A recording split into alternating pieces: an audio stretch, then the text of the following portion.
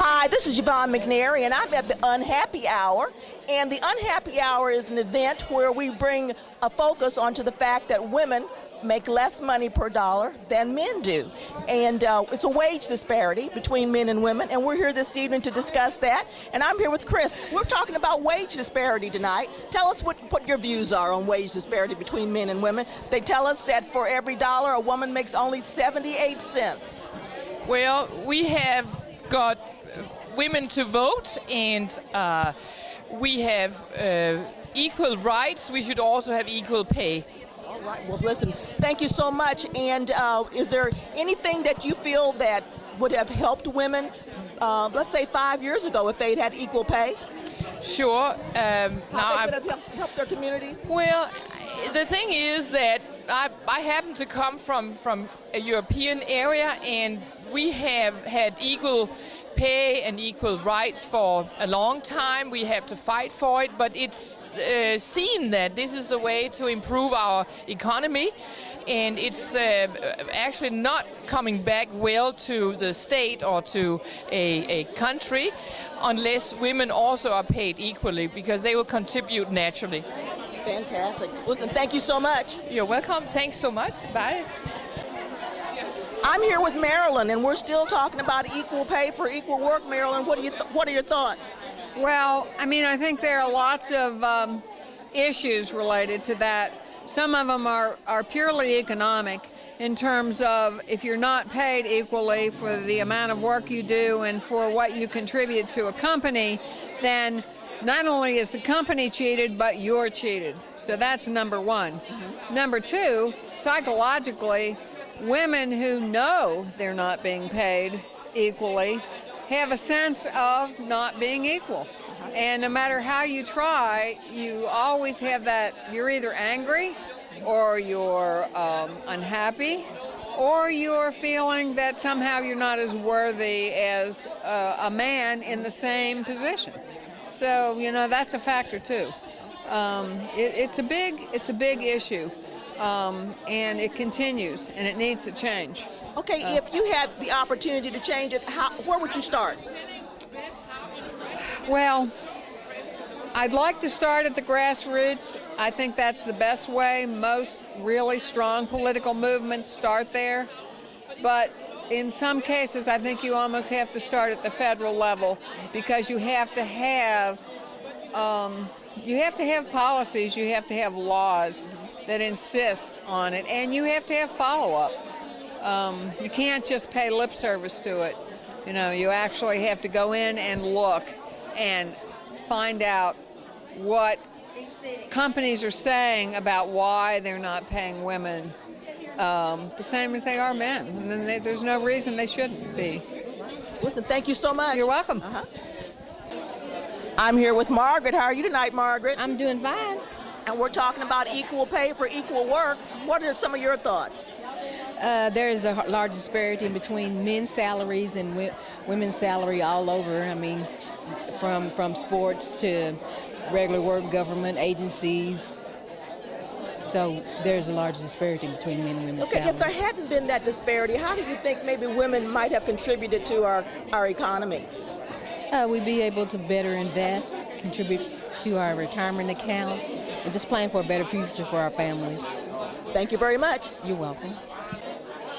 I'm here with Beth. And Beth, what are some of your thoughts tonight on equal pay? Well, I'm a retiree, and I worked in the city of Chicago for 40 years.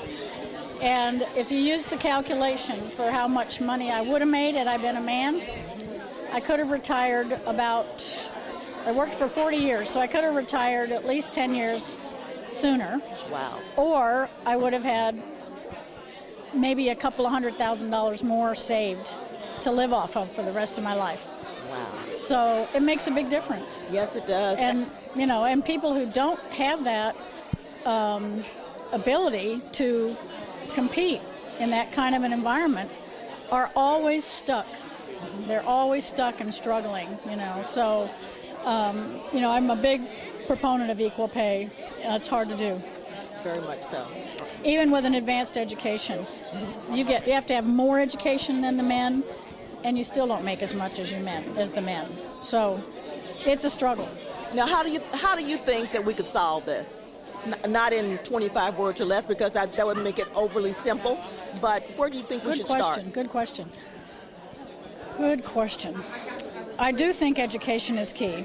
Education is the first thing, and if you have it as a woman, it gives you that credential that allows you to compete with a man. I think it was Gloria Steinem who said that we won't reach true equality with men until a mediocre woman can get to as high a level as a mediocre man. So, but that being said, I think a solution, the first step is education.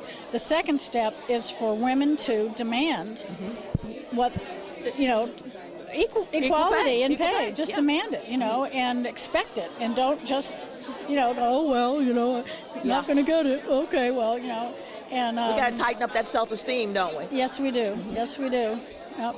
So. Well, listen, thank you very much. You're welcome. You're welcome. I'm here with Jenny.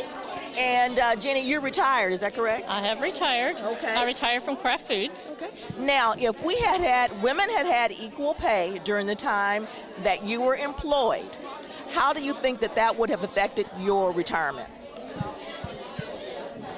I think it would have increased my retirement substantially. I had a nice retirement, but when I first started to work, there were only 15 women and 2,200 men. Wow. So we were not paid the same as the men for the same position, regardless of your qualifications. Well, did they ever give you any explanation as to why? No. Okay. Never did. But the true glass ceiling was there. And it did get better over the years as you moved through the organization. And I moved 13 times with Kraft. So I was fortunate. And I think I was compensated well, but I do believe even when I retired, there was still somewhat of a glass ceiling. Okay. Now, I hear today that women are making 78 cents on that dollar. This is true. Okay. And that varies. That's not true for everyone. Okay. But it is true for a lot, and it varies according to ethnicity. So some make a little less and some make a little more than that. So it does vary. Okay, so there is a variance in all of the wages there. Yes, it does. And I guess the thing that people probably don't realize, a lot of people may not realize, you have to work about 467 days to get what a man would get in 365. Wow. And it's like everyone should be equal pay on December 31st, men and women. Yes. So let's propose that. I propose it. Yes. Well, listen, thank you for talking to me today. Thank you. Thank you and for being here. Thank you for your insights. Thanks. I'm here with Diane, and Diane is a retiree, is that correct? Yes. Okay. Now, if you had been earning equal pay for equal work, how do you think that would have affected your retirement? Well, it would have reflected a lot, I may have been able to retire with my house paid for, a lot of things. Okay. And they would buy that new car maybe that you want? Oh, yeah. Instead of settling for what I had, I could have bought that new car. Yes. Yeah, definitely. Right. What do you say to young ladies out there right now who are getting ready to go into the workforce about wages and pay? Honestly, I think women really should stand up for themselves. They should make their voices. I think a lot of women go into the workforce and just settle. They shouldn't settle. I think they should go in for a job, be confident enough to do the job, and ask for what they want. Because a lot of times that's why they're not getting it. They don't demand it, and they're not getting it. Well, listen, thank you so much for talking to me. Hey, thank you. This is Yvonne, and I'm with Kay. How you doing, Kay? I'm great. All right. And we're talking about equal pay for equal work today. They're telling me, Kay, that 78 cents on a dollar is what I'm going to make. That is not fair, Yvonne. You've seen me work, haven't you? I have. You work really hard. Tell me how that will affect you or has affected you in the past. It has affected me in the past, and I've felt that glass ceiling in the past. I've worked in companies that, in a profession, I'm a physical therapist, and in a profession that is 95% female, I've worked in companies where that 5% that were male were all the CEOs and the VPs and the regional VPs. They weren't the therapists, and so I've experienced that, How has that difference been felt in your life? I think it's held me back as far as having the confidence to step out on my own. I now own my own business, my own practice. I have worked really hard through the years and through my career, and I'm in a place now where it's nice to be able to reward the women around me and to encourage them and help them grow in their profession. Listen, thank you so much for talking to us today. Thank you. You're very welcome. Hi, this is Yvonne, and I'm with Carolyn. How are you doing, Carolyn? I'm doing great, thank you. We're talking about wage disparities today. Tell us a little bit about wage disparities in your life and how it has affected you. Well, I think that wage disparities have affected almost all women. One of the things that it does is to affect our expectations when we go into the workplace. There's kind of this idea that you shouldn't expect to be paid as much as a man, but I've certainly had cases in my life where I was hired for so much and then found out that a man got the same job later for considerably more than me. So, it's very demoralizing when that happens. And the other thing I think that's really important is that we should realize that many women are heads of household. And when women are not well paid, it means that children suffer. And there's just simply no basis for wage disparities based on gender. Listen, thank you so much for talking to us. You're welcome, my pleasure. Hi, this is Yvonne, and I'm here with Lisa. How you doing, Lisa? I'm good, Yvonne. How are you? Good. We're celebrating Unhappy Hour today, and this is something that... I'm crying in my beer, Yvonne. This is something that you brought to us. Yes, I did. Okay, and because we wanted to let everybody know about the disparages between men and women's salaries today.